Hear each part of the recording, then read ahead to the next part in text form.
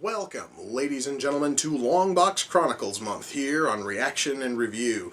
Yes, guys, I'm doing another Longbox Chronicles month, and for those of you who are new to this series, what that means is that every movie I cover this month is going to be a comic book adaptation of some sort. And I've decided to kick things off with a movie from 2012, a movie I've really wanted to check out. That movie is Dredd. Now, I guess I should state that yes, I am a fan of Judge Dredd, at least based on the small handful of Judge Dredd comics I've read, and also watching the 1995 movie, which I know has next to nothing to do with the actual Judge Dredd character. So I've been looking forward to this one. I'm really hoping it's good. I'm really hoping that it is entertaining. But the only way for me to find out if this thing is even half good is if I shut up and I push play, and I'm going to do that right now. So without further ado, it's time to kick back, relax, and check out Dredd.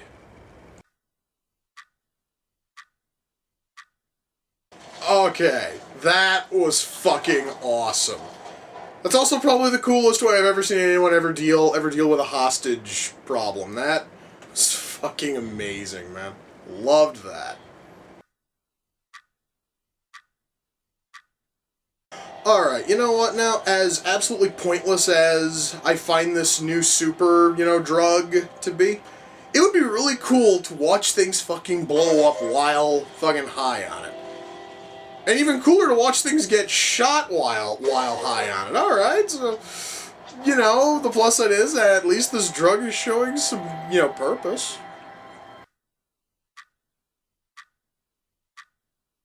Guys, I would kind of like to say right now that I found a small problem with this movie. Now, this fucking gang has our two judges locked down in a 200-story block. Now, here's the big issue, though. These judges are carrying with them a prisoner who is slowing them down.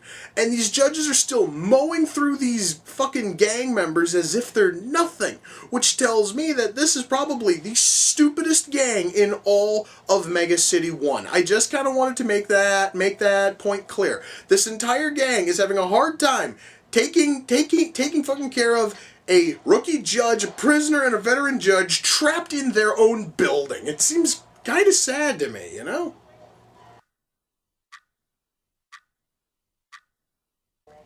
Okay, I've learned something incredibly valuable right now. I learned that you never fuck with Judge Anderson. Just don't. She will completely and royally fuck you over and never lay a finger on you. That was probably one of the most badass things I've seen in this entire movie. It was fucking amazing, dude.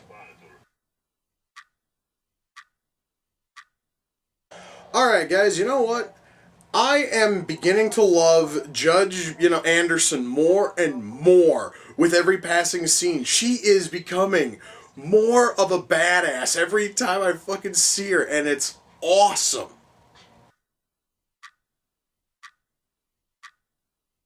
Well, guys, that was Dredd, and oh my god, that was fucking amazing. Okay, let me shut the movie off. Alright, it's time to talk about the movie, huh? Alright, first of all, I want to say right now, before I even get started, that I do know that they are hoping to make this a trilogy of films. I am eagerly awaiting those sequels. That's how much I liked this. I guess I should try to explain why. Alright, writing. I'm going to start with writing. Now, as I stated before, I haven't read a whole lot of Judge Dredd comics, and what few I read were really good. And this thing, it kind of sort of lives up to what few books I have read. It has played up Dredd as this absolute badass, and it also is the first day of Psy Judge Anderson. I do know that she later becomes a Psy Judge, but but I'm kind of getting way ahead of myself. I'm diving into canon I don't have much knowledge on. But anyway, it's basically Anderson's first day. She is saddled with, Dredd, and it kind of works.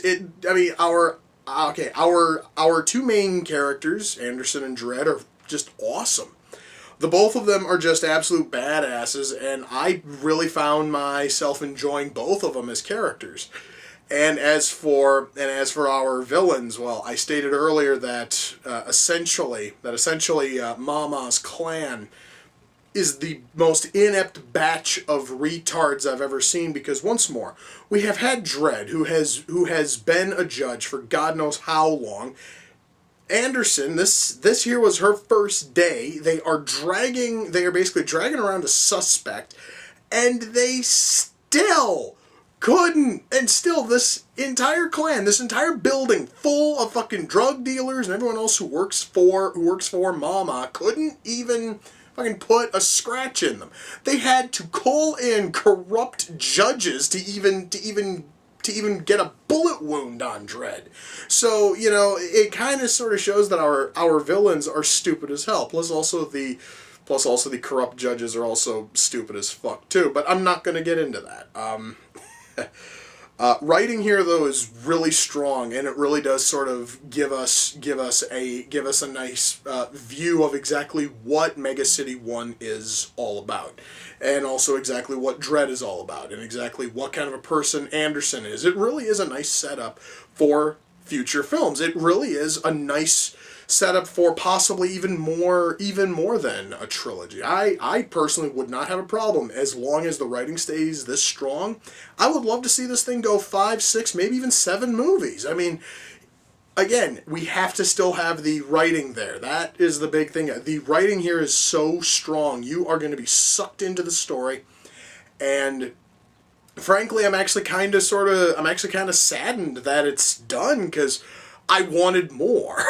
I think that's why I'm kind of waiting on the sequels. So yes, guys, writing here is absolutely spot on and fantastic. As for casting, I'd like to say right now that they could not have gotten a better casting choice for Dredd than Karl, Urban. And I think that if they do make sequels, and if they don't get Urban to come in as Dredd, the movie is going to suffer, because he nailed everything. He nailed Dredd's personality. He nailed that permanent fucking scowl that's always on Dredd's face in the comics. He nailed everything. And the same thing can also be said about the rest of the cast. Everybody pulls off their roles perfectly. I could not find a single actor here who basically were, like sloughing off or anything along those lines. Everybody here turned in a fantastic showing, and it all comes up perfectly on screen. You can totally tell that everybody is giving 110% to make this movie as fucking amazing and as badass as possible. And that is something that I don't often see in comic book movies. I oftentimes at least see a couple of actors kind of sort of like slacking off. Here, no. Everybody gave it their absolute all. So yeah, guys, writing here is good. The acting is great. Special effects. I would like to say right now that first of all, the big thing here is that this clan is selling a drug which is known as Slo-Mo, where you take it and essentially through your eyes, the world slows down to a crawl. And the way that they show this is by essentially using high speed film to slow everything down, and also to use highly saturated colors. It looks fantastic. And that right there is probably the most basic effect they have. Everything else, guys, and I never thought I'd talk about this in a comic book movie, gore. There is tons and tons of blood and gore and other such nastiness, which some people would probably look at and be absolutely turned off by. But, of course, I loved every bit of it. And this thing has got some of the most realistic, well, I can't say realistic because, well, realistically these wouldn't be this gruesome, has the most gory gunshot wounds I've ever seen in any film. the fact that a lot of them are shown in slow fucking motion because you're seeing them through the eyes of people who are high on this stupid drug makes it look even more awesome.